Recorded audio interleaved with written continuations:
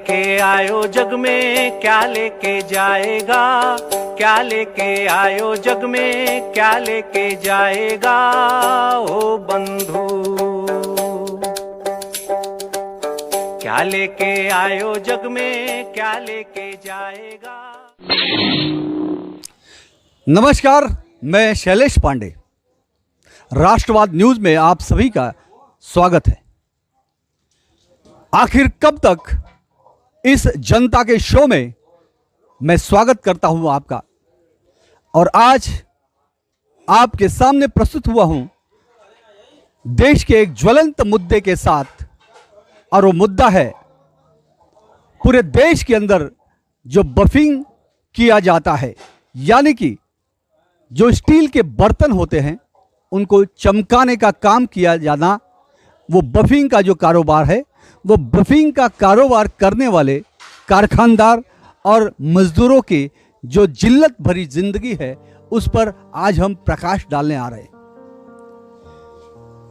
बर्तन पहले काला होता है, उसे ये मजदूर अपनी पूरी मेहनत से, पूरी तन्मयता से उसमें चमक पैदा करते हैं बफिंग करके।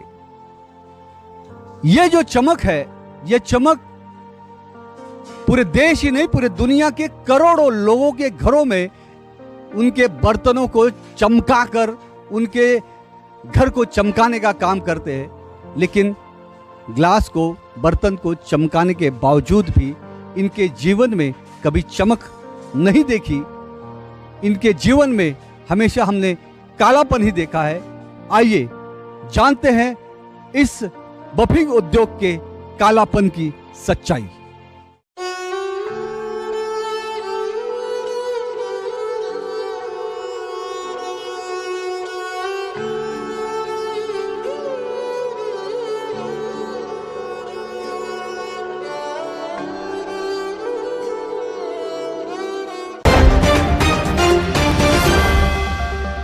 तो आप देख रहे हैं किस तरह से यहाँ पे इंडस्ट्री में गंदगी भी फैली हुई है, फिर भी ऐसे हालात में भी ये लोग यहाँ पर काम करने के लिए मजबूर हैं। और आइए हम और एक फैक्ट्री में चलते हैं और जानते हैं कि वो किस हालात में लोग यहाँ पर काम कर रहे हैं। ये भी एक, आप दिखाइए, ये भी एक बफिंग का कारखाना है जहाँ पे ये बर्तन बनाया जाता है। ये क्या कहते हैं इसको?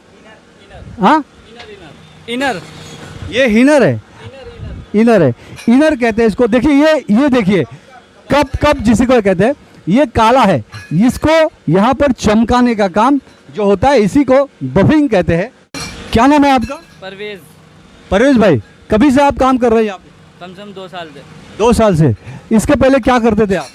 शॉप थी मोबाइल की। मोबाइल की शॉप थी, तो मोबाइल की शॉप छोड़ के क्यों बफिंग में आ गए? लॉकडाउन के वजह से बंद हो गई, तो बंद कर दी थी, चल नहीं रही थी। लॉकडाउन की वजह से मोबाइल की शॉप चला रहे थे परवेज, उसको बंद करके आज वो बफिंग करने को मजबूर है, क्योंकि लॉकडाउन ने कईयों की रोजगार को छीन लिया है। और तब ऐसे हालात में भी ये बफिंग के काम करने के लिए मजबूर है। आइए हम और भी लोगों से पूछते हैं कि उनके क्या कहना है। क्या नाम है आपका? शावेज। ये क्या कर रहे हैं आप? अच्छा, ये कप का पॉलिश कर रहे हैं जी। ये पॉलिश होके कहाँ जाएगा? ये मार्केट में जाएगा, बॉम्बे। अच्छा, तो इस समय जो रेट वगैरह मिल रहा है वो आपको अच्छा मिल रहा है? जी। नहीं मिल रहा है लोग को, तभी हम लोग कर रहे हैं काम। अभी रोजगार आपके लिए है बराबर? अभी लॉकडाउन में तो आपको मालूम ही है कैसा चल रहा है सब कुछ, खाना पीना धंधा जैसा चल रहा है, उसी हिसाब से मजदूरी कर रहे हैं हम लोग। अभी कोई काम धंधा वंदा है नहीं अपना, तो यही अब लोग। अच्छा, काम धंधा नहीं है इसलिए आप ये काम कर रहे हैं। इसके पहले क्या काम करते हैं? मैं इससे पहले वैसे मजदूरी करता आया, मैं आज तक यही हेल्परी वगैरह कर रहा था। अभी ये काम सीख गया हूँ तो ये कर रहा हूँ। अच्छा, मैंने यहाँ पे कई लोगों ने मुझे कहा कि कई लोग जो काम करने आते हैं बफिंग का, तो शुरू में 1-2 साल में उनको टीबी हो जाती है, उनको कई तरह की बीमारी हो जाती है, तो उसके बाद भी ये लोग काम करते हैं और बड़ी ही मशक्क़त के साथ, बड़ी ही मेहनत के साथ काम करते हैं। मजबूरी है, पेट को पालने के लिए तो कुछ करना पड़ेगा ना। अब सरकार को ही हमारे लिए इतनी सुविधा तो करके दे नहीं रही है, जो हम लोग ये काम छोड़ के और कोई काम कर लेंगे। ये जो काम कर रहे हैं आप मजबूरी में कर रहे हैं। पेट के लिए मजबूरी में कर रहे हैं। आपका गांव कौन सा है? मुरादाबाद। आप भी उत्तर प्रदेश के हैं? कब आए यहाँ पे? मुझे आए हुए 1.5 साल हो गया, 1-1.5 साल। आप कितनी तक आपकी पढ़ाई हुई? नहीं, पढ़ाई नहीं किया हूँ मैं। नहीं, पढ़ाई नहीं किया। तो यहाँ मुंबई में इस मीरा भाईंदर में आपके साथ और कौन कौन रहता है? मेरा फैमिली है पूरा। चलिए, बहुत अच्छी बात है। तो आप देखें किस तरह से हम अलग अलग मजदूरों से बात कर रहे हैं, उनके हालात को बता रहे हैं। लोगों का यही कहना है कि मजदूर है हम, मजबूर है हम, और इस मजबूरी का फायदा यहाँ पर बड़े बड़े उद्योगपति, बड़े बड़े कारखानदार उठा रहे हैं इनके मजबूरी का फायदा। मैं सरकार से ये आह्वान करता हूँ कि इनके लिए जल्द से जल्द महामंडल बनाया जाए, ताकि जिस तरह से माथाड़ी कामगार या कपड़े के कामगार या अन्य उद्योग के कामगारों के लिए अलग अलग सुख सुविधाएं हैं, इन कारखानदारों को, इन कामगारों को भी वो सारी सुख सुविधाएं मिलनी चाहिए, वरना ये मजबूर जिंदगी भर मजबूर रहे, ये अच्छी बात नहीं है।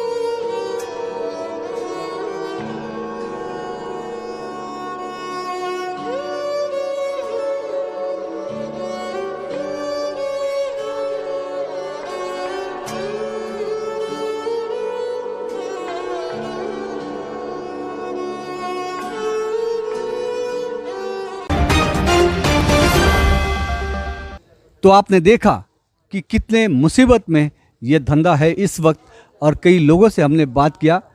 अभी भी हम इस वक्त एमआई उद्योग नगर के एक बफिंग इंडस्ट्रियल क्षेत्र में खड़े हैं। आइए जानते हैं वहाँ के भी कुछ मजदूर और बफिंग कारखानदारों की। क्या नाम है आपका? अकबर भाई। हाँ? अकबर भाई। अकबर भाई। अकबर भाई, कब से आप ये बफिंग के काम में? 30 साल से। 30 साल। 30 साल से। आप मुंबई कब आए थे? मुंबई तो आए 35 साल हो गए। 35 साल। तो 35 साल पहले आप मुंबई से आए। गांव कौन सा आपका?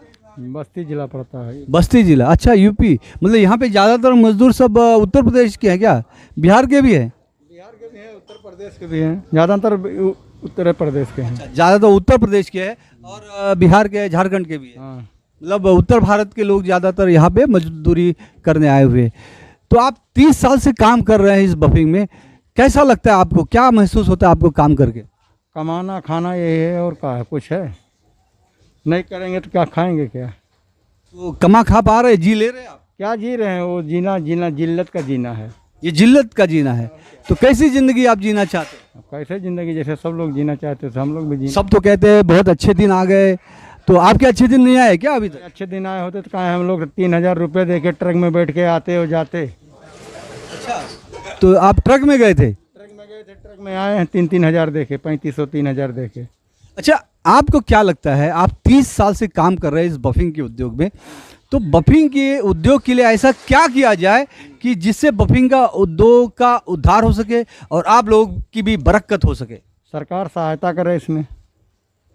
क्या, किस तरह की सहायता करनी चाहिए? लोन दे, कुछ एक पैसा बढ़ावे, कुछ हम लोग का सहायता करे सरकार की तरफ से, तभी हो पाएगा।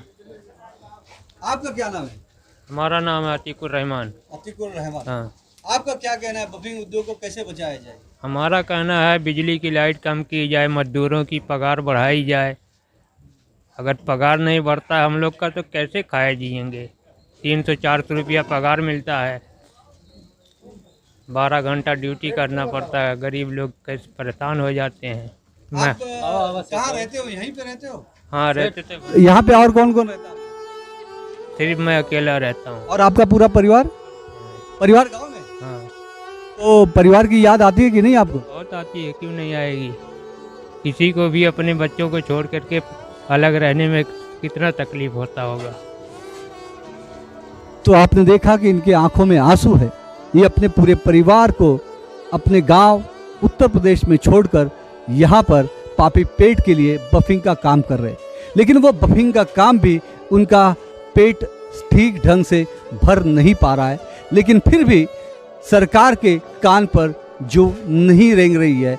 आखिर कब तक इनको न्याय मिलेगा? आखिर कब ये भी एक अच्छी जिंदगी जी पाएंगे? आखिर कब तक इनके भी जीवन में चमक आएगी, जो चमक ये हजारों करोड़ों लोगों के जीवन में बफिंग करके बर्तनों को चमका कर दे रहे।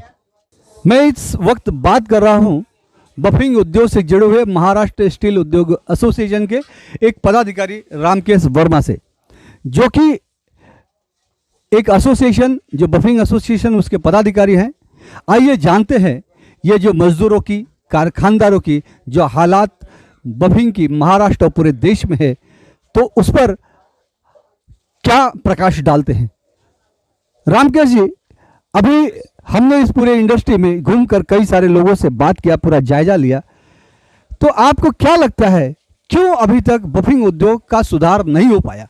कहने के लिए तो ये बफिंग उद्योग है, लेकिन महाराष्ट्र गवर्नमेंट कभी भी ये चीज़ को संज्ञान में नहीं लिया कि ये उद्योग की तरह से देखा जाए। यहाँ किसी भी तरह का सुविधा नहीं है, कुछ भी सुविधा नाम का कोई चीज़ है ही नहीं। टॉयलेट बाथरूम नहीं है, तो कहीं पे एक आध कहीं बना हुआ है। यहाँ हज़ारों लोग, हज़ारों वर्कर रहते हैं। हज़ारों वर्कर में जो है 1-2 टॉयलेट बाथरूम है, उसके लिए न जगह है, न बना रहे हैं, गवर्नमेंट बना के दे रही है।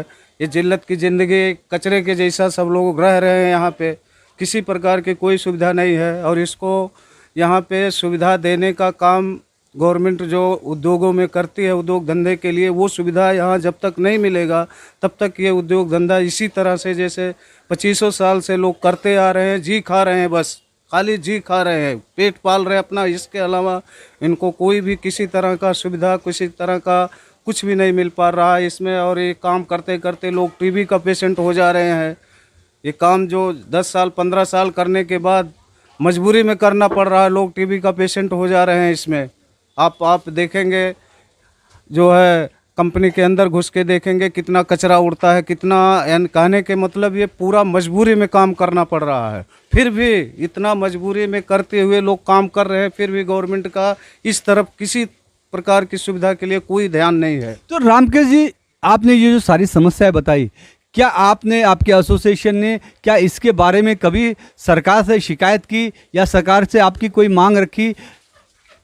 सरकार से तो शिकायत किया गया, लेकिन नगर पालिका लेवल पर कभी थोड़ा बहुत धरना प्रदर्शन हुआ, लेकिन हम लोगों का उतना वो नहीं है कि न्यूज़ चैनल के माध्यम से और कहीं से हमको कोई सपोर्ट मिले तो हम आगे जाएं। आज ये पहली बार ऐसा है कि ये राष्ट्रवाद न्यूज़ चैनल जो है हम लोगों के समस्याओं को लोगों तक पहुंचाने के लिए जो है राष्ट्रवाद चैनल का मैं धन्यवाद करता हूं कि पहली बार जो है इतने सालों के बाद ये चैनल के लोग आए हैं, और हम आप लोगों का एकदम शुक्रगुजार हैं कि हमारी बात जो है आगे तक पहुंचे, और ऊपर से जो है गवर्नमेंट के तरफ से हम लोगों को सुविधा मिले।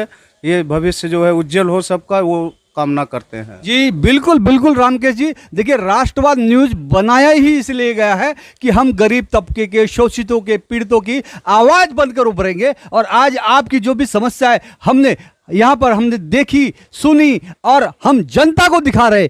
जनता देख रही है, सरकार भी देख रही है। और मैं सरकार से ये कहना चाहूँगा, ये जो समस्या है 20-20, 30-30 साल से बफिंग के कारखानदारों की, बफिंग के कारीगरों की है, सरकार को अब जागना पड़ेगा। सरकार को इनकी मांगों को पूरा करना पड़ेगा।